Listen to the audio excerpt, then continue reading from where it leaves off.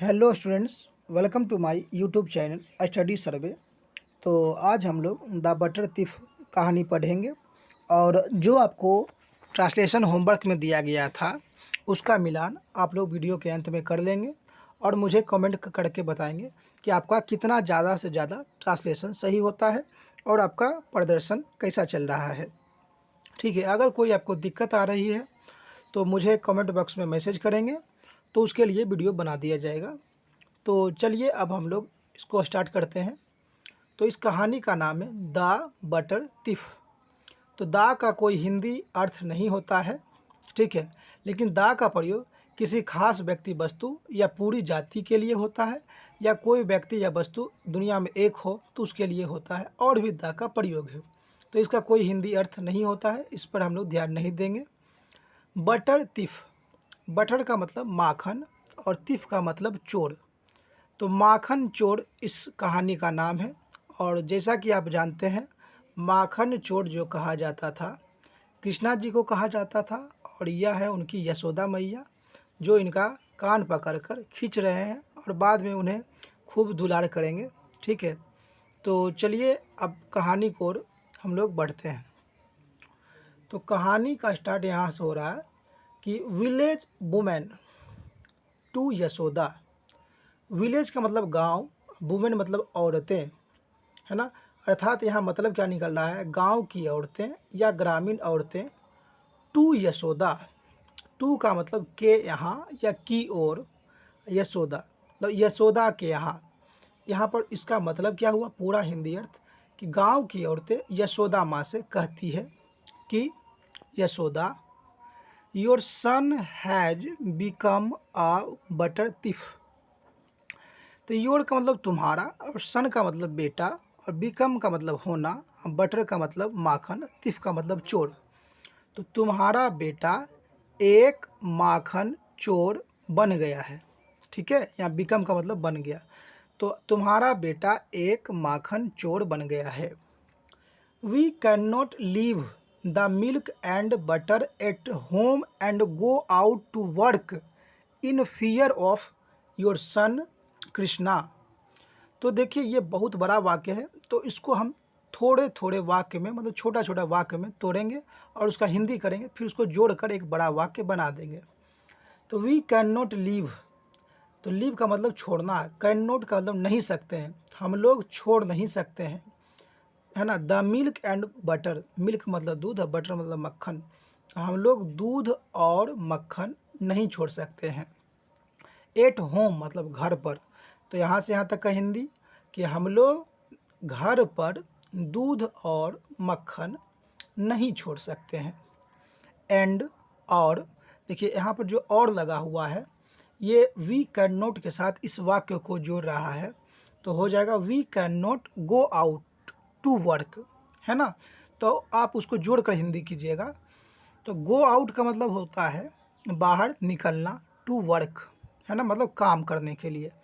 तो हम लोग काम करने के लिए बाहर, है ना, यहाँ देखिए कैन नॉट नहीं निकल सकते हैं।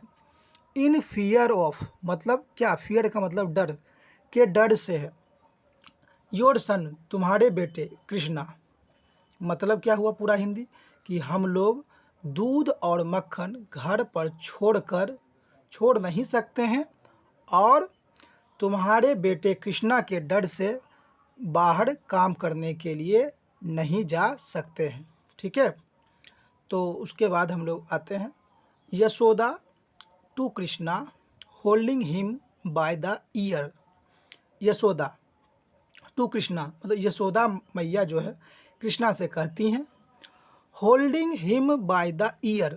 होल्ड मतलब होता है पकड़ना, थामना, हिम मतलब उसे, किसके लिए आया है, उसे, कृष्णा के लिए। बाय द ईयर, बाय का मतलब के द्वारा, और ईयर मतलब कान, तो कान के द्वारा उसे पकड़ते हुए, है ना। तो किनको पकड़ रही है, यशोदा मैया, तो कान, इनका जो कृष्णा जी है उनका कान पकड़ रही है।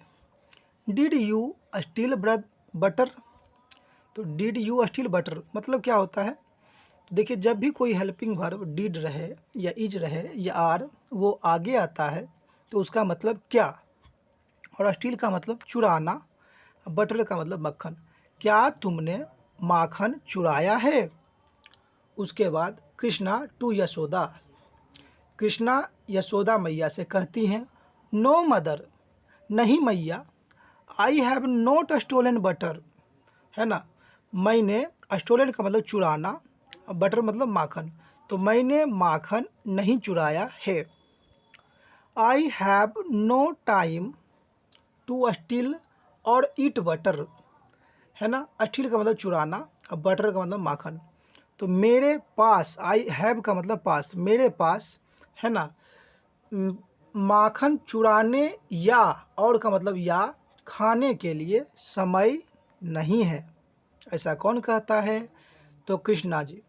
Every day, yearly, every day early in the morning you send me to take care of the cows. Every day मतलब प्रत्येक दिन, अर्ली इन द मॉर्निंग, है ना, सुबह सुबह, है ना, सवेरे में ही, यू सेंड मी मतलब क्या होता है? सेंड मतलब भेजना, तुम मुझे भेज देती हो। टू टेक केयर, है ना, टू टेक केयर मतलब देखभाल करने के लिए, ऑफ द काउज, गायों की, ऑफ का मतलब की, तो गायों की देखभाल करने के लिए तुम मुझे सवेरे सवेरे भेज देती हो। तो इसका पूरा हिंदी क्या हो गया कि प्रत्येक दिन तुम मुझे गायों की देखभाल करने के लिए सवेरे सवेरे भेज देती हो। तो आगे हम बढ़ते हैं। तो देखिए आपका ध्यान कहाँ है, इधर ध्यान दीजिए, आप ही से बोल रहा हूँ, ठीक है। तो हम लोग पढ़ते हैं, यहाँ माखन चोर का बात हो रहा है, आप पीछे हैं। तो आइए हम लोग पढ़ रहे थे। I come back only in the evening. तो कम बैक का मतलब होता है वापस लौटना, ओनली मतलब सिर्फ, इवनिंग मतलब शाम, इन मतलब में, तो मैं सिर्फ शाम में वापस लौटता हूँ। नाउ टेल मी, तो नाउ का मतलब अब, मुझे बताओ। When can I eat butter, तो व्हेन का मतलब कब, और यहाँ पर ईट मतलब खाना। तो यहाँ पर क्या था कि मुझे बताओ अब, तो व्हेन मतलब कब, कब मैं माखन खा सकता हूँ। तो ऐसा कौन बोलते हैं? तो कृष्णा जी बोलते हैं अपने मैया से, ठीक है। तो उसके बाद यशोदा माँ बोलती हैं, देखिए यहाँ पर, तो यशोदा टू कृष्णा, यशोदा मैया कृष्णा से कहती हैं, but today you are at home with your friends. But का मतलब परंतु, टुडे का मतलब आज, you are at home, at का मतलब में, तो होम मतलब घर, तो तुम घर पर हो, विद का मतलब के साथ, योर फ्रेंड मतलब तुम्हारे दोस्तों के साथ, परंतु, है ना, आज तुम अपने दोस्तों के साथ घर पर हो। What did you do just now, what का मतलब क्या, और जस्ट नाउ मतलब तुरंत, अभी तुरंत, है ना, तो तुमने अभी तुरंत क्या किया है, क्या किया था, सॉरी यहाँ डिड लिखा हुआ, क्या किया था, तुमने अभी तुरंत क्या किया था। तुम तो क्या, तुम तो सुबह से क्या हो, घर पर आज हो, तो तुमने सुबह, तुमने आखिर क्या किया था, ऐसा कौन पूछते हैं? तो यशोदा माँ। कृष्णा टू यशोदा, कृष्णा यशोदा से कहते हैं, यशोदा मैया से कहते हैं, mother I am so young, young का मतलब युवा या छोटा, है ना, सो का मतलब बहुत, तो है ना, मैया मैं बहुत छोटा हूँ। My hands are so small, so मतलब बहुत, तो मेरे हाथ बहुत छोटे हैं। How can I reach the pot of butter, तो कैन का मतलब होता है सकता है, रिच मतलब पहुंचना, पॉट का मतलब बर्तन, और यहाँ ऑफ लगा हुआ है, तो उसका मतलब का या के या की। तो कैसे मैं, है ना, माखन के बर्तन तक पहुंच सकता हूँ, ये कौन बोलते हैं? तो ये कृष्णा जी बोलते हैं कि मैं कैसे माखन के बर्तन तक पहुंच सकता हूं, ठीक है। उसके बाद you have started hanging it so high this days, तो यहाँ क्या हो रहा है? तो हैंगिंग मतलब लटकाना, सो हाई मतलब बहुत ऊंचा, बहुत ऊपर, दिस डेज मतलब आजकल। तो तुमने तो आजकल इसे बहुत ऊंचे लटका कर रखना शुरू कर दिया है। किसको लटका कर? तो ही माखन के हांडी को। ठीक है। यशोदा मैया बोलती है कृष्णा से कि what about the butter on your face, है ना। तो यहाँ पर देखिए ऑन योर फेस, ऑन मतलब पर, योर मतलब तुम्हारे, फेस मतलब क्या? चेहरे। तो तुम्हारे चेहरे पर यहाँ मक्खन जो लगा है उसके बारे में क्या कहते हो, है ना। तो इसका मतलब तो हो गया कि तुम्हारे चेहरे पर जो मक्खन लगा है उसके बारे में क्या। How did it come there, how का मतलब कैसे, और यहाँ पर देखिए देर मतलब वहाँ। तो यह, इट का मतलब यह वहाँ कैसे आया। ठीक है, क्योंकि उनके चेहरे पर माखन लगा हुआ था। तो यशोदा माँ पूछती हैं कि यह तुम्हारे चेहरे पर कैसे आया।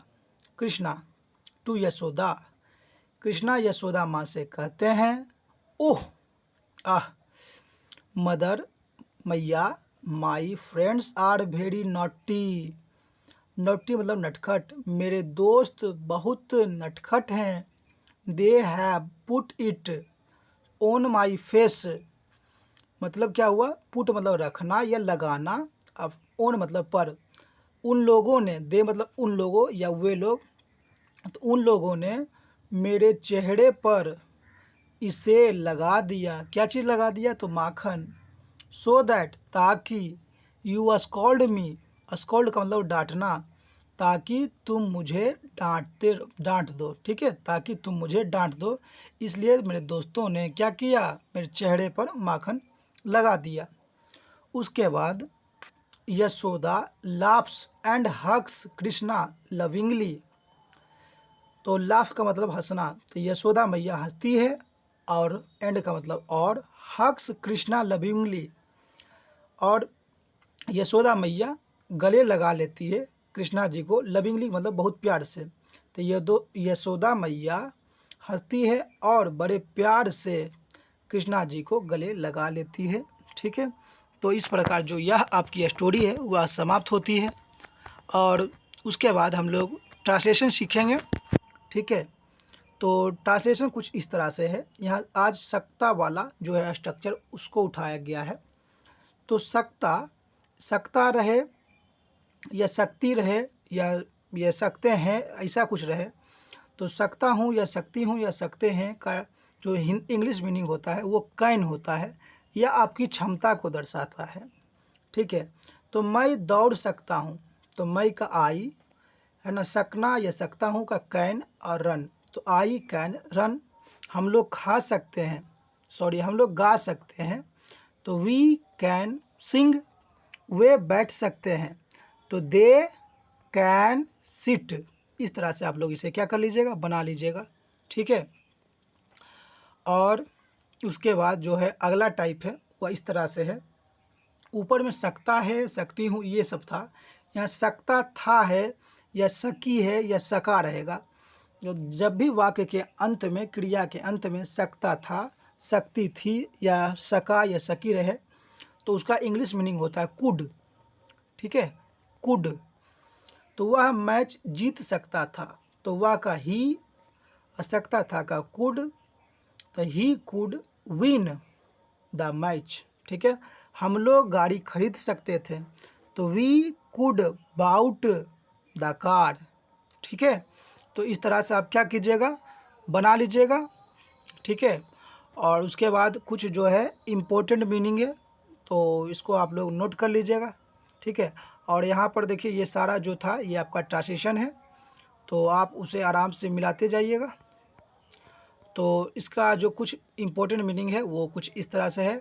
वोकेशन का है, ट्रेजर का है, बुक वॉर्म का है, एक्सटिंक्ट का है, डाइवर्सिटी का, एडिक्शन का, डेमन का, इंक्लाइंड का, पिक होल्स का, in the red spouse blunder, canvas, snake in the grass. ठीक है, स्नेक इन द ग्रास का मतलब होता है आस्तीन का सांप। और जो यह है कल वाले वीडियो का जो आंसर है ट्रांसलेशन का, तो आप वह मिला लीजिए। ठीक है, और मिला के आप मुझे कमेंट करेंगे। ठीक है, कि आपका कितना ट्रांसलेशन सही हुआ है। तो अब हम लोग जो है नेक्स्ट वीडियो में मिलते हैं। तो इसी तरह के वीडियो को अपडेट पाने के लिए मेरे चैनल को लाइक, सब्सक्राइब और शेयर करना ना भूलें। थैंक्स।